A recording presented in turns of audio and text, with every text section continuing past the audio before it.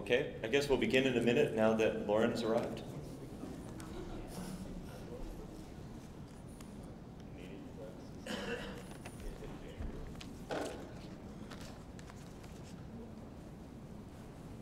Good morning, my name is Jeff McKenzie. I'm the Secretary of the Canadian Geophysical Union, and I'm going to be introducing today's lecturer, who is not only the plenary lecturer, but also the WOO lecturer.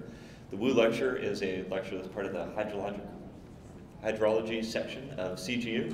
Just a little bit, if you don't know about Hock Woo or who Hock Woo is, he's a very eminent hydrologist and researcher in Canada. For the past 40 years, I've been studying primarily cold regions hydrology, in addition to a lot of other stuff, looking at his CV this morning. And he really has what I think stands out, not just amazing research, but also has an army of graduate students over the past 40 years. Many of people in this section of hydrology at CGU are either his sort of direct students or sort of call it academic grandchildren, sort of populate a lot of CGU. And so this lecture was really named in honor of him. And so that's sort of the background on this lecture. Today's speaker is Professor Laura Lautz from Syracuse University. I've known Laura for a long time. We were just talking about this the other day. I think I've known you since 2002. She's a professor and now department chair at Syracuse University in the Department of Earth Sciences. She's a hydrogeologist and a hydrologist. Her early research started out looking at hyperrheic zone mixing, sort of this interaction of near stream water with streams, and also how this fits into a bigger picture of groundwater, surface water interactions. And then from there, she's taken that sort of framework that she developed there and did a lot of stuff looking at temperature as a tracer of groundwater systems and groundwater surface water exchange. Some applied work looking at like how cattle ranching or beaver dams affect groundwater surface water interaction. And also done a lot of international work. She's worked a lot, in fact, in collaboration with me in Peru, and just came back a couple days ago from Rwanda in Africa on a project. And finally, in the past sort of, 5 to 10 years, Laura started to work a lot on questions related to fracking. So this is extracting, extracting non-conventional, mainly methane from the subsurface for oil and gas. And that's what she's going to talk about today, is salinity and methane in groundwater of the Marcellus Shale region. Thank you, Laura.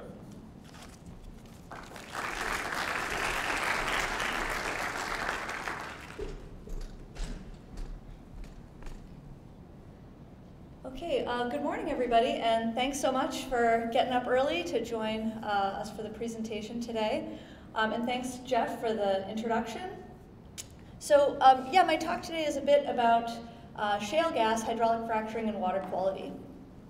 I had a slide in here to talk a little bit about Hock Woo, and this being the Woo lecture. This was a good opportunity for me to learn more about Hock Woo and the legacy that he's left on the hydrologic sciences. And just a couple of additions to Jeff's introduction.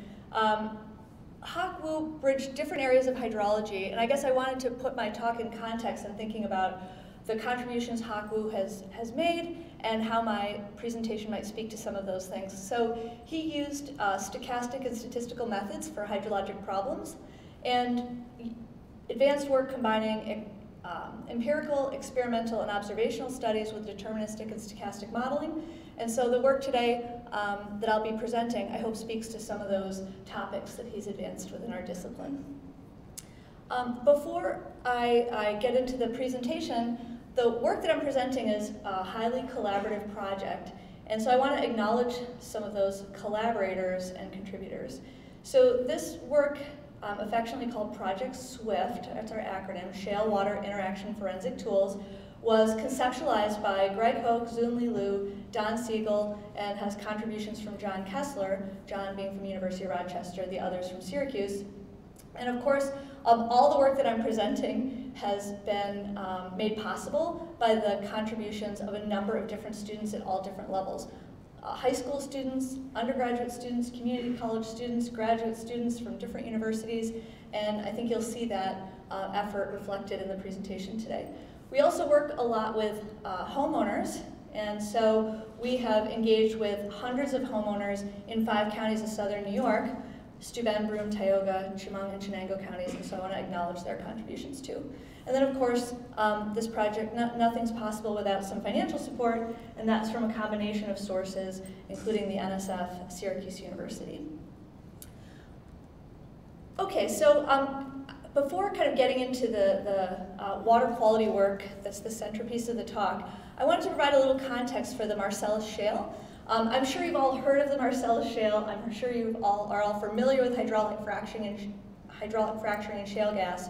But the Marcellus and Utica Shale are really kind of at the center of the shale gas hydraulic fracturing debate and discussion in the U.S. So this plot shows natural gas production and consumption in the last several decades, and you can see this spike in natural gas production in the past 10 years, to the point where in the U.S. now we produce as much natural gas as we consume, and we are actually becoming net exporters of natural gas, which is a real change in the energy landscape in New York, or I'm sorry, in the United States. And this is really driven almost exclusively by increases in shale gas production. So this shows from 2000 and then includes projections out to 2050, but this shows that shale gas is becoming the dominant source of natural gas production in the United States, and that's just projected to continue into the future. So shale gas is the story. And I looked sort of briefly thinking, well, I'm very US-centric in this talk, and maybe that makes sense because I'm talking about the Marcellus and Utica shales, but trying to put the US energy landscape into perspective. So these are projections for natural gas production for the next several decades. And you can see the growth in natural gas production in the United States that's projected relative to rates of natural gas production in Canada. And you can see that all of this is driven by shale gas. So shale gas is like the story of natural gas production in the US. So shale resources and shale production are found in many different places, but in the US there are really 7 plays that are the most prolific areas of shale gas production. And so these are names that are in the news all the time: the Bakken, the Permian, and of course the Marcellus Shale. And if we look at shale gas production over the past several years from these different plays, you can see how the Marcellus and Utica Shale, not only is shale gas the center of the story, but the Marcellus and Utica shales are also the center of that particular story. So I guess there's no laser pointer, so I'll just try to walk you through this. Yeah, so you can see the different shale gas plays are in different colors, and the green is the Marcellus and Utica Shale. And basically at this point, the Marcellus and Utica Shale are producing pretty much half the shale gas in the US, which is continuing to grow year after year. Okay, so what does that look like in real time? Wow, thank you so much. Okay, that's okay. Thank you so much. This will be helpful for me. Okay, which screen? All right, so I love this animation. This is comes out of Penn State at the Marcellus Center for Outreach and Research. And this is an animation of unconventional gas wells drilled each year starting in 2004 to 2016. And you can just see the kind of explosion in gas well drilling through 2016. And I just want to point out a couple things. So this is Pennsylvania, which has been kind of the center of the discussion here in most of the activities in Pennsylvania. But we also have West Virginia and Ohio, and shale gas wells have been drilled in all of those states. And you can also see there's a real high density of wells being drilled in northeastern Pennsylvania in these 3 counties that include Bradford County that gets a lot of attention. But there's one thing that's conspicuously missing from this map, and that is any drilling of wells in my home state of New York, right, just north of the New York-Pennsylvania border.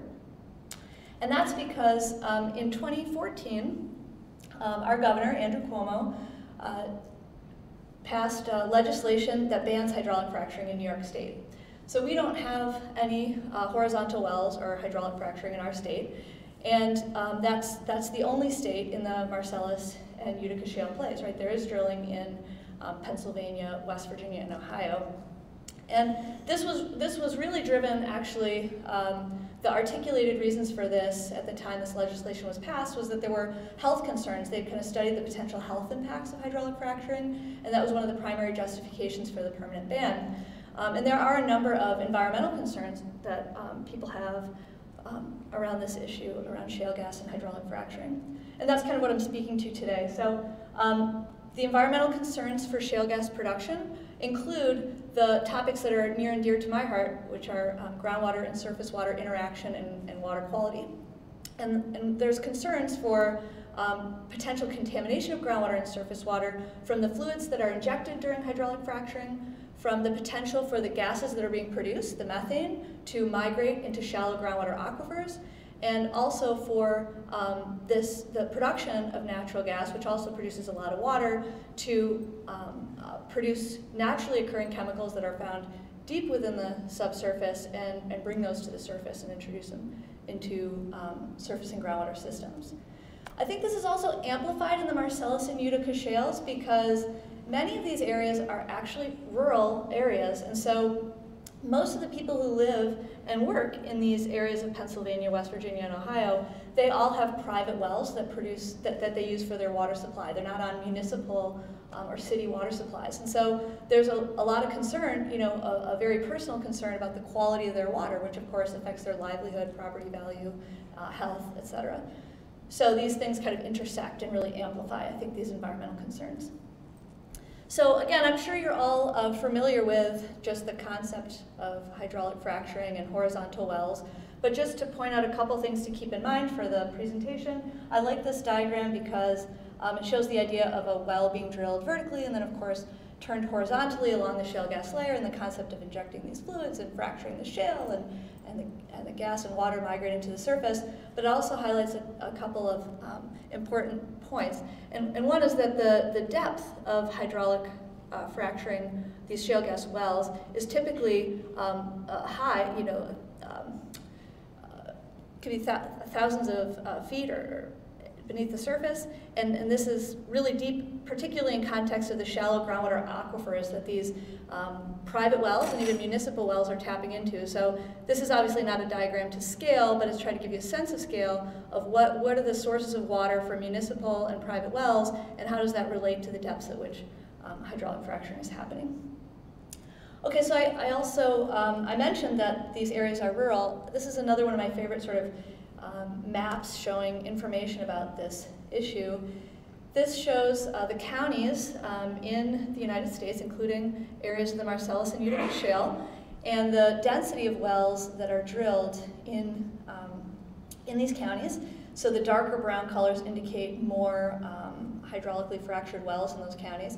And then the ones that are highlighted in blue are counties where 30% or more of the population gets their water from private water systems, and also where there are more than 400 hydraulically fractured wells. And so I just want to draw your attention to these three counties in northeastern Pennsylvania where there's lots of hydraulically fractured gas production wells, and also a large proportion of the population that's relying on private water for their drinking water supply. So this is really like the intersection of these issues.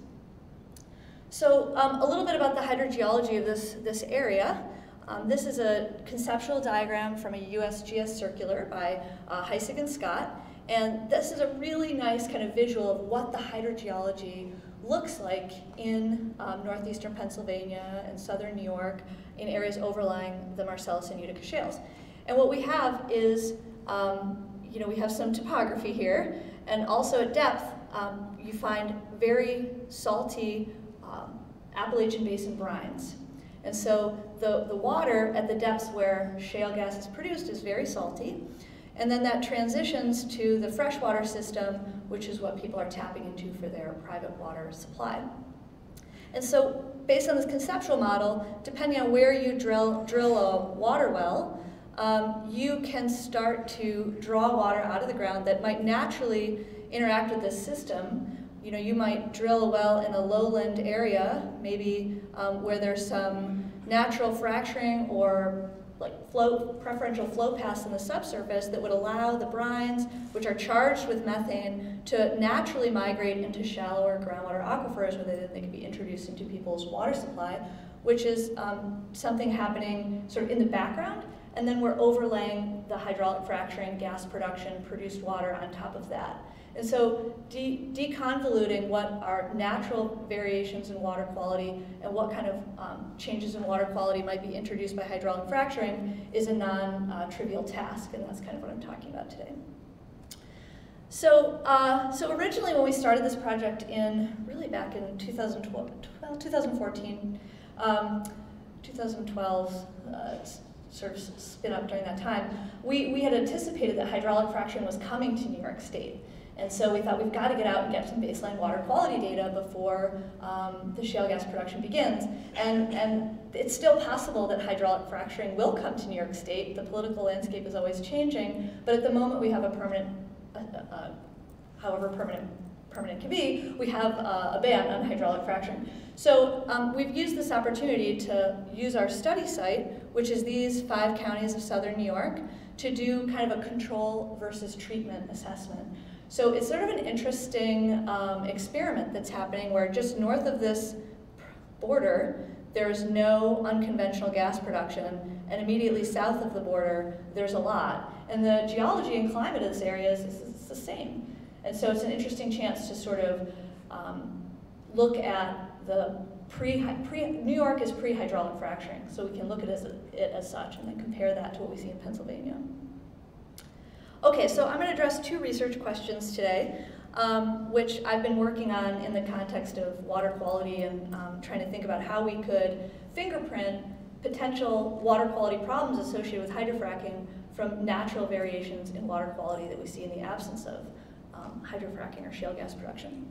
So one question we wanted to ask is, if domestic well water is saline, so if someone has well water with a high salinity or high TDS, could we figure out if that salinity were due to the introduction of produced water? So if there were produced water, maybe you had a spill or leakage from a holding pond at the surface or some way that that produced water would get into the environment, could we tell the difference between that salinity and the natural sources of salinity and some unnatural sources of salinity in the groundwater? So we'll look at that. And then also, there's a lot of concern. I mean, my opening slide had a picture from a movie called Gasland. I've never actually seen the film, but I've seen the picture of the gentleman on my title slide lighting his tap on fire. This is methane in groundwater. And there's a lot of concern and public attention on that issue. And so how could we anticipate where we might find naturally occurring methane in domestic wells versus methane that might be introduced by hydraulic fracturing? Okay, so so in order to answer those questions, we, for this project, went to southern New York and went into people's homes and sampled their well water. And that seems like a simple task, but this involved writing thousands of letters and making hundreds of phone calls and putting an ad on the local NPR station and just trying to get people to respond to our inquiries and allow us, into their basement to sample their well water. And so sometimes I tell people, like, think about what's in your basement and whether you would want me crawling around down there if you didn't know me. So we've seen quite a number of interesting basements, but so we eventually got over 200 people to allow us to do this. And one thing we do is we give them water quality reports. So this is an example of a report that we've provided to a homeowner where we show them how their well water quality compares to the couple hundred homes that we've been to in their area, so they can see if they have different water quality than their neighbors and how their water quality compares to any applicable standards. So we provide this for free, of course, because they're giving us the opportunity to test their well water for our project. So this is one of my graduate students with a homeowner actually teaching the homeowner how to sample his own well and send us those samples for analysis. I also mentioned that this project relies on lots of students, so this is just a very quick acknowledgement of all those high school, community college, undergraduate, and graduate students that are really the ones going down into those basements and sampling water and then bringing it back and doing all the analytical work. And it's actually been a really fun project to work on with those students. Okay, so to the science. So for Project SWIFT, we've gone to 203 domestic wells in southern New York, and we have sort of a structured randomization where we have a grid over our study area, and we randomly select wells within the grid, and then of course we try to get those folks to allow us to come into their home so that we have good spatial coverage, but the samples that we have are random. Like, we don't know anything about the wells before we sample them. We're not targeting like specific types of wells. So it's supposed to be a representative distribution of well water quality in southern New York. So the red dots are all the homes that we've been to. The blue dots are homes that have been sampled through a USGS water quality program, just to give you a sense of like data density in our study versus some others that have done similar things. Okay, so the talk is kind of broken into two parts. One looking at the salinity question, and then one looking at the methane question, and then wrapping it all up. Okay, so we're, obviously lots of people are working on this issue, and we're just one study, and I would say not as much attention in New York, but there's a lot of attention in Pennsylvania on hydraulic fracturing and water quality. So this is a nice paper from 2012 by Nat Warner and colleagues, and they sampled pre-hydraulic fracturing well water quality in northeastern Pennsylvania. So this is the New York border, so we're just south of our study site. And what they did is they looked at shallow groundwater samples, and they argued that we find natural migration of Marcellus formation waters, or these Appalachian Basin brines, into shallow groundwater aquifers in Pennsylvania, and they deduced this by looking at concentrations of bromide and chloride in shallow groundwater samples and how those compare to chloride and bromide concentrations in the brines themselves. And so they show that these samples with a red color, these have bromide and chloride ratios or relative concentrations that seem to show a mixing line upward towards those formation brines, and this is evidence that there are some small proportion of the sample that comes from the formation water brines. So just to give you, if you're familiar with that paper, this is the exact same analysis of our own data set, just using the same symbology and scales and everything to show you that the New York data that we have is very similar to the Pennsylvania data, which is not surprising because they're literally right across the street in some cases. But I guess I want to add some complexity to this story, which is really what I'm trying to deal with, where one could argue that again we have water samples here that look like they're mixing with these formation water brines, but I could put other sources of salinity on this graph that I think complicate this image. So these are samples of road salt runoff. So we've collected runoff from roads during the winter, looked at the salt, and these are in different areas. Some of this is in New York and some in other places, and it's highly variable because sources of salt are different in different places. But the bottom line is they look different, but when you start to really try to parse out what the source of salinity must be in these shallow groundwater samples, I think it's not super clear that they're from formation water brines. And then there's also septic effluent. All of these homes have septic systems, and so there's salinity introduced into shallow groundwater from septic effluent, and those really kind of muddy the picture a bit. And so one thing I was interested in is, could one parse out what the most likely source is of the salt and distinguish between these different sources using chemical fingerprinting? And of course, I'm not the first one to ask that question. There's lots of folks who've tried to do this. This is another study different from the Nat Warner one. This is a study by Pano and others back in 2006. Excuse me. And they also looked at chloride and bromide ratios in water samples to try to fingerprint the sources of salinity in those samples. And so you can see they created this nice field diagram where you could take a point and plot it on the field and then figure out what the source of salinity is. So, and they used these data points to generate these fields. And so to give you a sense of the challenges that I'm thinking about, my goal is to say, okay, if you gave me one of these samples, one of those white dots, and I put it on, the graph, could I tell the source of salinity? So I would encourage you to look at the dots, look at the fields, pick one, maybe even pick one that's a little bit ambiguous, and think, okay, that plot's in the road salt field or septic effluent field, I'm gonna assume that's what that is, right? But then if I show you what they really are, because these are all samples with known sources, you were probably right. Maybe you picked one that came out right, but if you were especially down in this area here, it's a little bit uncertain. And also these are sketched lines. They're not lines that I have an equation for. Like I've just sketched them in PowerPoint based on the graph in the paper. So, you know, it's difficult for someone to give me a sample and for me to say, oh yeah, that's road salt. It's not that easy actually. So I guess my thought from this was, why would we limit ourselves to just looking at these two halogens, chloride and bromide, when we measure lots of things in these water samples? So this is meant to be impossible to read, to give you a sense of having lots of data, so don't worry about the details, but this shows like all the solutes, not all the solutes, all the solutes that I used in this application that we measured in these 200 homeowner wells.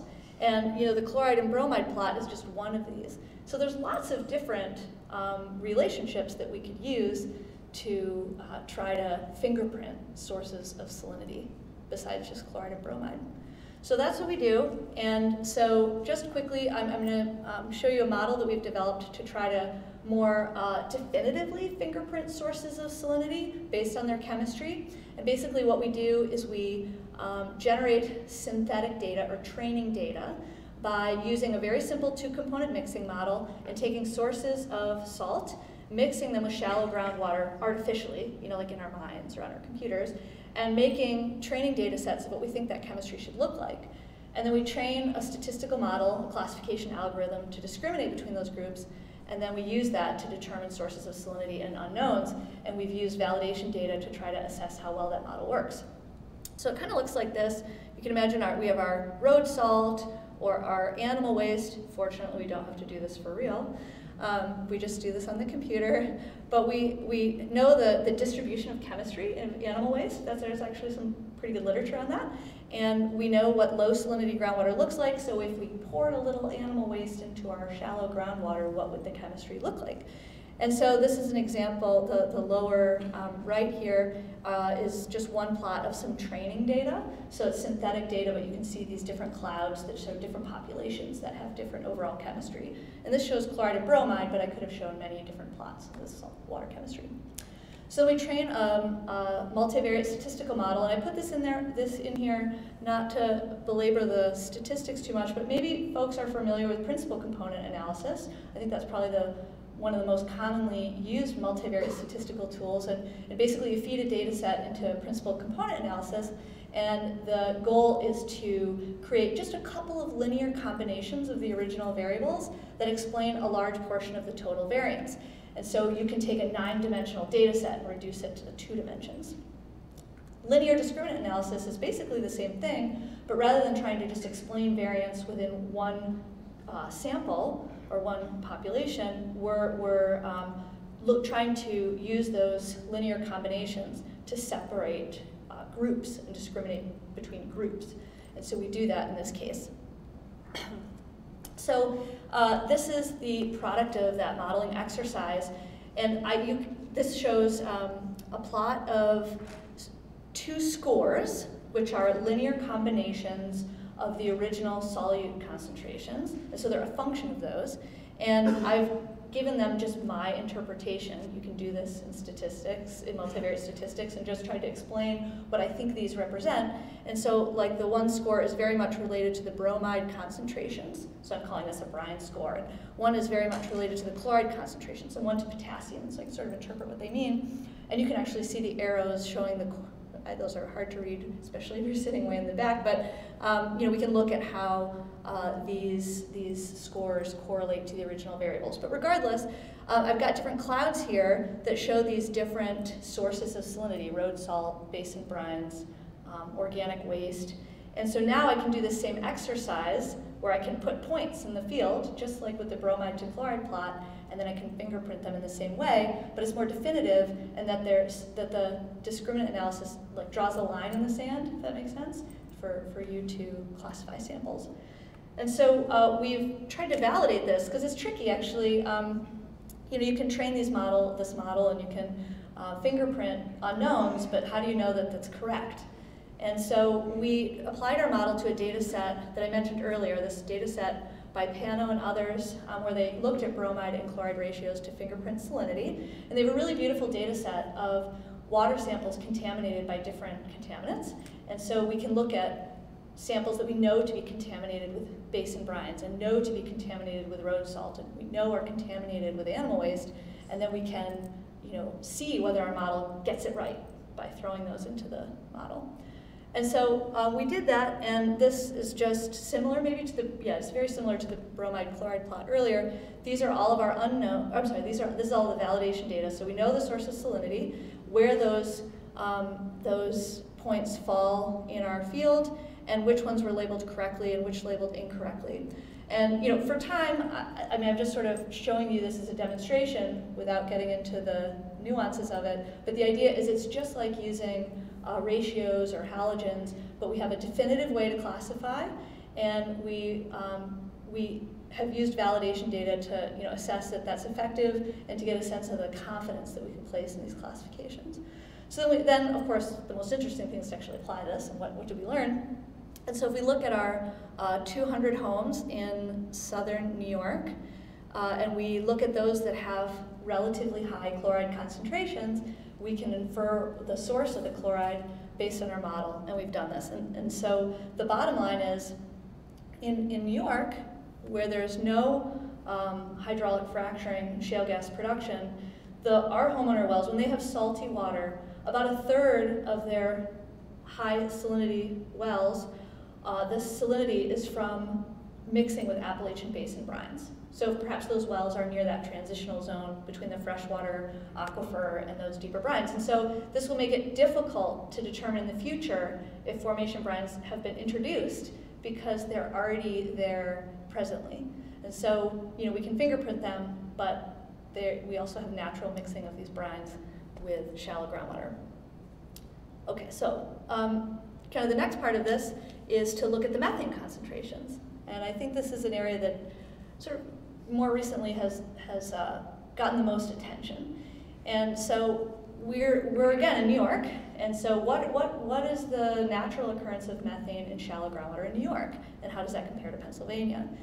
And if you're familiar with this literature, even loosely, you may have heard of a couple of controversial papers about this topic that have titles like Methane Contamination of Drinking Water Accompanying Gas Well Drilling and Hydraulic Fracturing. So paper are arguing that there's methane contamination as a result of hydrofracking. And then a follow-on paper saying methane concentrations in water wells are unrelated to oil and gas production in the same area. So there's clearly different conclusions folks are drawing from very similar types of data about whether hydraulic fracturing has introduced methane into shallow groundwater. So we're gonna look at New York, which is a less politically charged place to look at methane concentrations in shallow groundwater aquifers, but very relevant to what's going on in Pennsylvania. So again, this is our 5-county study area and our couple hundred homes, and what we see in terms of methane occurrence in our homeowner wells. And so to give you some context, so what is considered high methane? So above 28.6 milligrams per liter of methane, the water is saturated with methane, and above that concentration you start to get degassing. So like we have some homeowners where their water is effervescent, right, because it's so charged with methane. Between 10 and 30 milligrams 10 and 28 milligrams per liter of methane, this is usually given a cautionary, moderate hazard rating as a water quality standard, but that would be a high, elevated concentration of methane. And then below that, maybe more kind of benign concentrations. And so this is showing the areas in the samples in yellow and red are places that have over 1 milligram per liter of methane, and in red over 10. And so you could see between 2 and 5, well, in our case it's 5%, but in other studies people see the same frequency, 2 to 5% of wells that have more than 10 milligrams per liter of methane. And this might not be surprising, because if we go back to our conceptual model, if this water is charged with methane, and there are pathways by which that methane can migrate into shallow groundwater aquifers, then if we punch a well into the ground and pull that water out, maybe it's not surprising that we do get methane.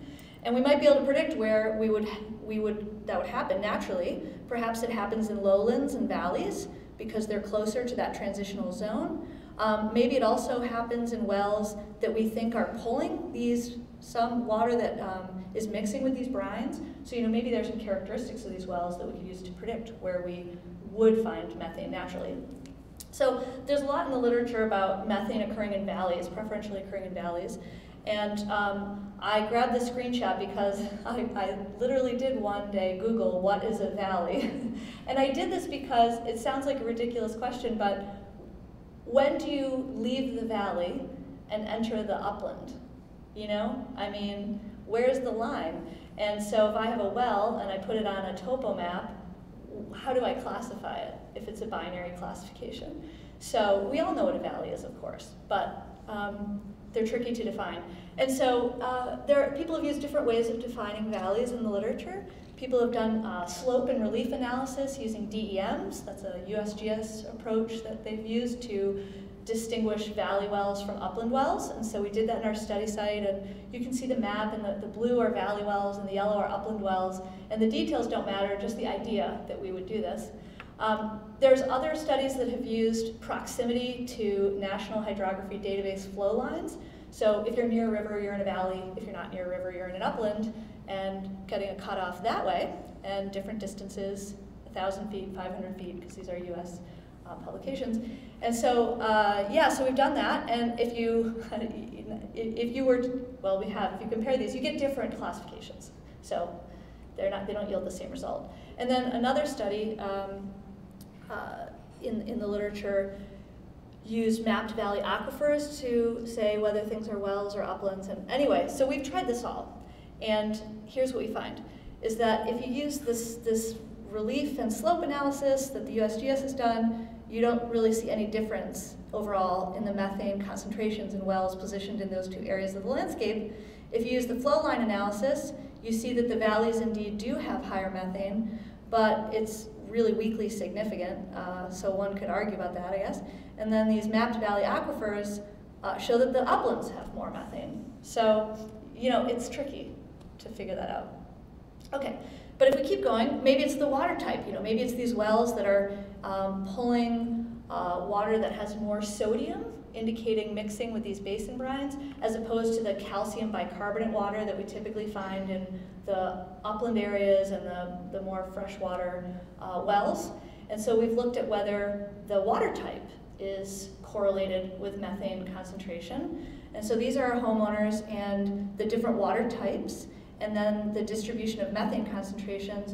And we do see that when when sodium is the dominant cation, the methane concentrations are higher. So there does seem to be a relationship between the water type and the methane concentration.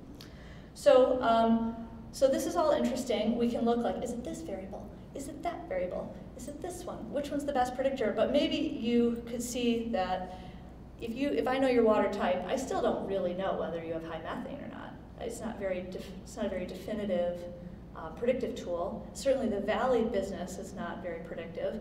So how do we get at a predictive model? And so I was interested in how these variables might interact. And so this gets me back to statistics, using applied statistics. And so, but these are also categorical classifications. So, we can't use we could use different techniques, but like a simple regression model, right? These are binary variables, so it's like a little tricky to figure out how to integrate maybe a continuous variable with a classification and some somewhat qualitative categories. So we tried to use a technique called decision tree learning. It's like machine learning or data mining. And for those not familiar, I really love this example of decision trees. This is a decision tree that's like commonly used as an example of this kind of analysis.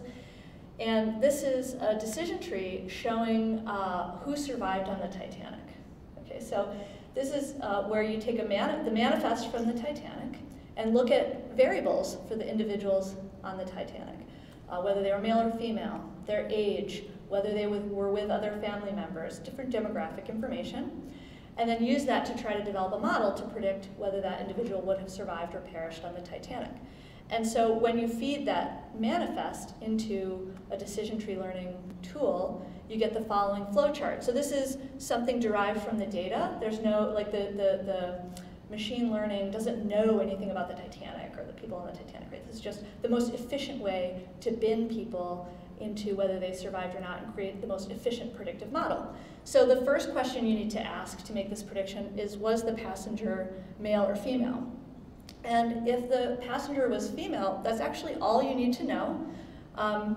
36% of the people on the Titanic were female, and 73% of them survived. So that's a pretty good predictor about whether you survived on the Titanic.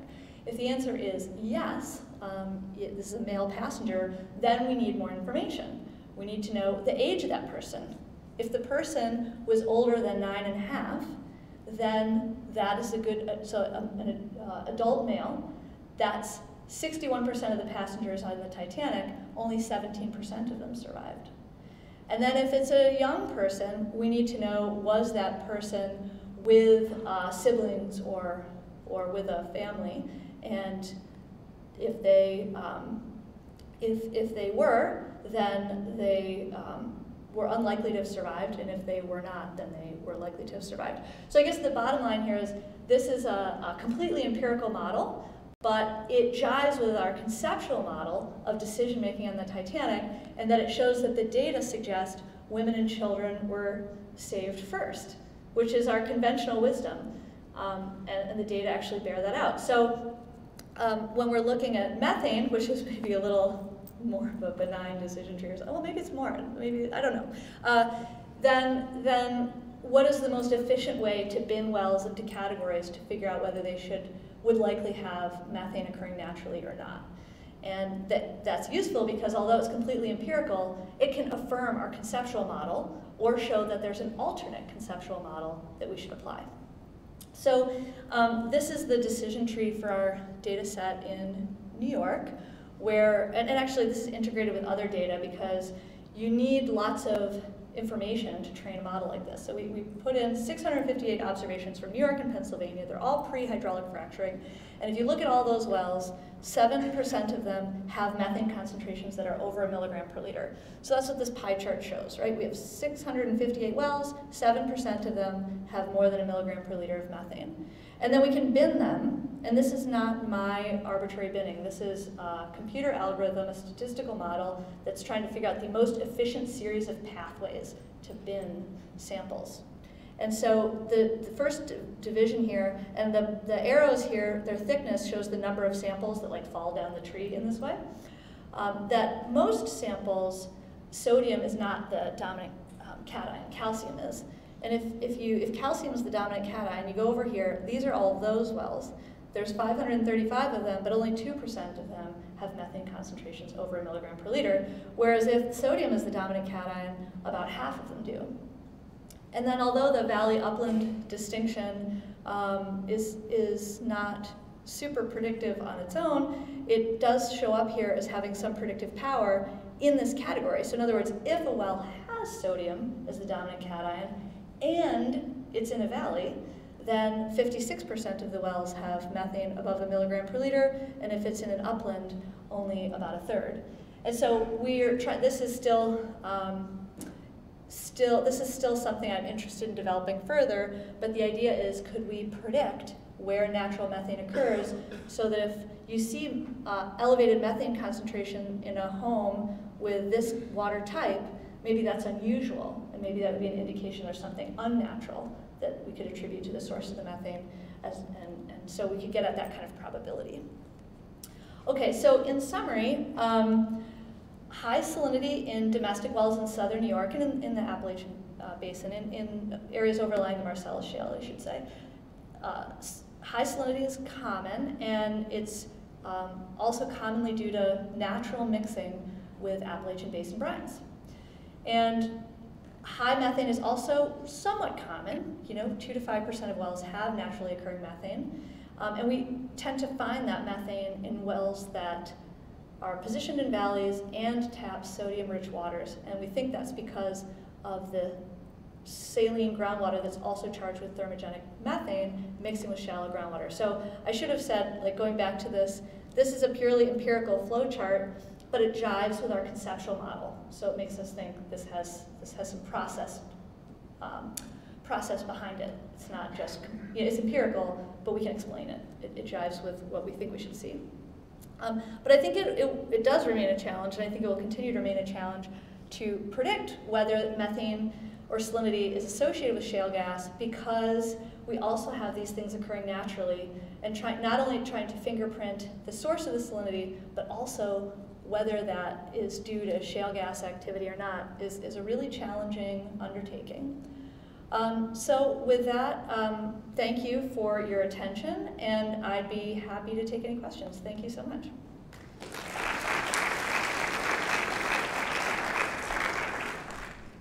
Yeah, we have time for a few questions, I think. Yes.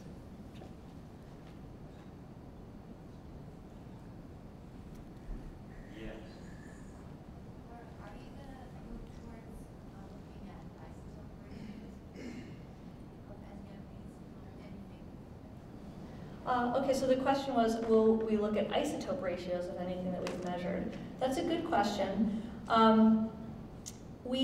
So there's two parts of that. So on the salinity side of it, some folks have used strontium isotopes to try to fingerprint different sources of strontium and associated salinity.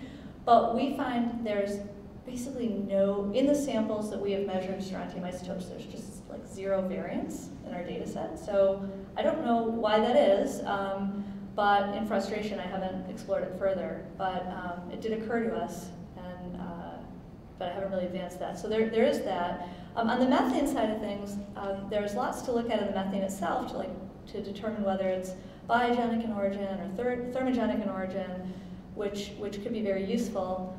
Again, I find those fingerprinting tools to seem really, really good on paper. You know, you have a carbon and hydrogen isotopes of methane plot, and you have these different fields for thermogenic and biogenic, and I think there's a lot of ambiguity there sometimes. But there are, if you look at multiple things like the carbon and hydrogen isotopes of methane, and also higher order hydrocarbons, for example, you can get it whether it's thermogenic or biogenic. So we have done that. We haven't published that information on our methane data, but I have a graduate student right now, who you know, Caitlin, who's been going out to our homes once a month for the last 13 months and collecting methane water samples, looking at the methane, and looking at the methane concentrations change seasonally in our homes, but also looking at the isotopic composition of the methane, the higher order hydrocarbons, to try to get at not only whether the methane changes through time, but to dive deeper into the source of methane. So methane isotopes, very useful, something we're looking at, and there are some ideas behind the salinity story, but I have to admit we haven't explored those as much. Go ahead. Oh, yes. For your salinity analysis, for your training data, you assumed a binary mixing with the different sources. And I was curious if that's sufficient to distinguish the possibility of ternary or multi-component mixing in your solution. Yeah, that's definitely an issue in that we have a hard enough time with just single source identification. So in other words, assuming there's only one source of salinity and that we can fingerprint it, and of course there might be multiple sources, and I could go back. We have some samples that the classification is pretty ambiguous, and we're thinking, oh, well, there could very well be multiple sources. Could be both some organic waste and mixing with formation brines. I think the trick is, of course, the more you allow for that mixing and then try to differentiate those populations, of course, it loses its effectiveness. So maybe I would say that the method is only going to be effective when you do have single source, a single dominant source. Maybe that's what I should say, a single dominant source. So it's an issue. I think it's an issue for all of these methods, and so there's kind of that. It's a tricky one. It's a really good question. I have no easy answer besides to acknowledge it's a limitation. Yeah, good question. Time for one last question. Peter, the back. Great talk. I was curious, do you think all the methane transport in the system is happening in a dissolved phase, which is really sticking with its groundwater, or you mentioned some gas is effervescent, so you have some gas phase diffusion and can transport methane from one groundwater type to another? That's another really great question, and one I'm afraid I'm not sure I have an answer to. You know, I don't know. So if the methane is associated with the deeper brines, and so we commonly find them together. Of course, we also find the methane, and methane that looks very thermogenic, not biogenic methane, in calcium bicarbonate waters. So there must be some other transport of methane, not always with the original source water in which it's found. I mean, that must be true, right? Methane migrates, and that's why we can find, you know, reservoirs of methane that we can tap into and produce. But yeah, I think that's a tricky one. I mean, that would just make I think our classification model less effective if those things, you know, frequently decouple. But it looks like they often stay together, or they're at least correlated. Yeah, so it's a good question. All right, I think we should, just for the sake of the timeline of today, we should continue on. One brief announcement. Just remember there's a banquet tonight, which always is a fun event. I encourage you to attend. And just again, thank you to Laura. We have a small gift for you, but thank you, Laura, for providing the